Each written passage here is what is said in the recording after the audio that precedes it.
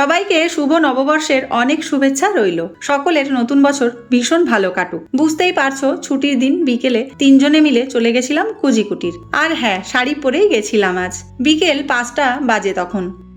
আজ উপরেই বসেছিলাম, কারণ নিচে প্রচণ্ড গরম। ভাবলাম আগে খাবার অর্ডার দিয়ে দিই, তারপর নিচে যাব একটু। দোলনায় দেখো এসে বসে পড়েছি। অনেক ছবি তুললাম আর ভিডিও করলাম।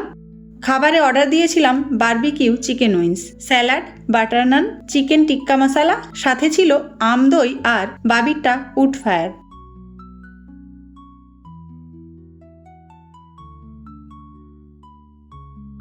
খাবার শেষে এই গাছটা ওনারা দিয়েছিলেন।